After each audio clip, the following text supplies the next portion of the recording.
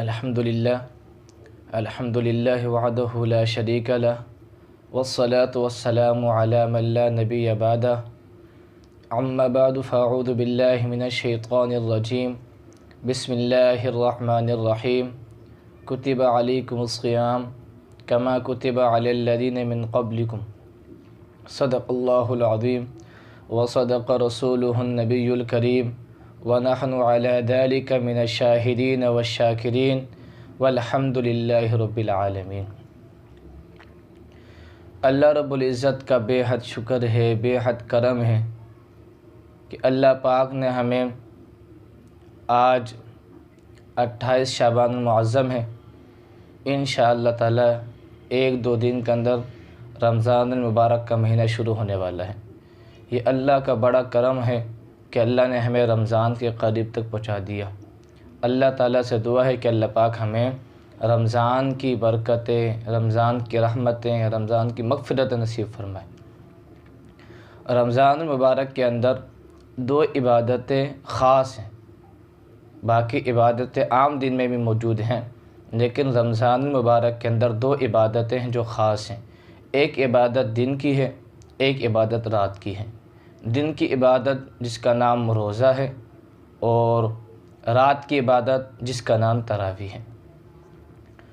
तो अल्लाह रब्बुल इज़्ज़त रमज़ान मुबारक के महीने के अंदर जन्नत के तमाम दरवाज़े खोल देते हैं, एक भी बंद नहीं होता। और अल्लाह रब्बुल इज़्ज़त रमज़ान के महीने में जहन्नम के तमाम दरवाज़े बंद कर देते हैं, एक भी खुला हुआ नहीं होता।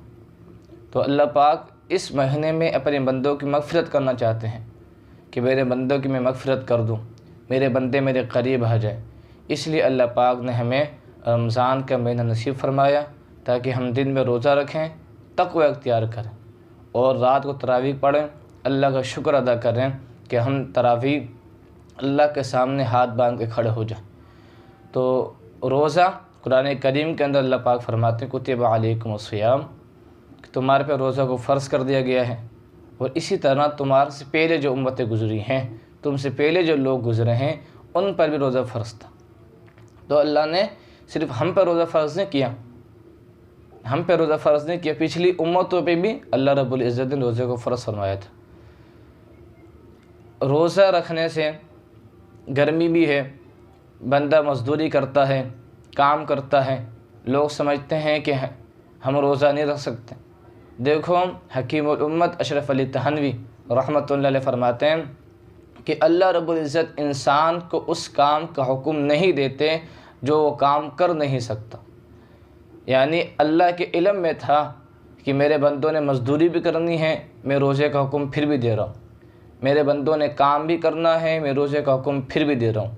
इसका मतलब ये है कि अल्लाह पाक के इल्म में ये बात मौजूद है कि मैं जो रोज़े का हुक्म दे रहा हूँ, ये काम करते हुए, मज़दूरी करते हुए भी रोज़ा रख सकते हैं। तो थानवी साहब फरमाते हैं कि अल्लाह उस काम का हुक्म बंदे को नहीं देते जो बंदा कर नहीं सकता।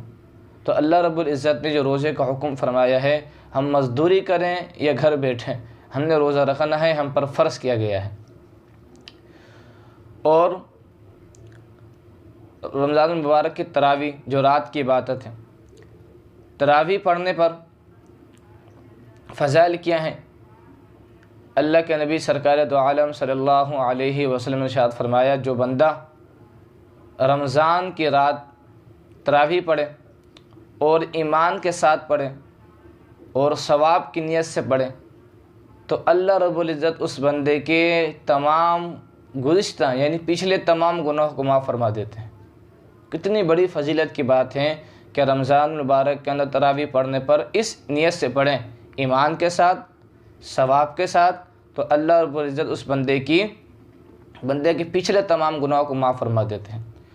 और तरावी पढ़नी है, आज फितनों का ज़माना है, तो कुछ लोग हैं जो तरावी 8 रकात की बात करते हैं, जबकि तरावी 20 रकात है।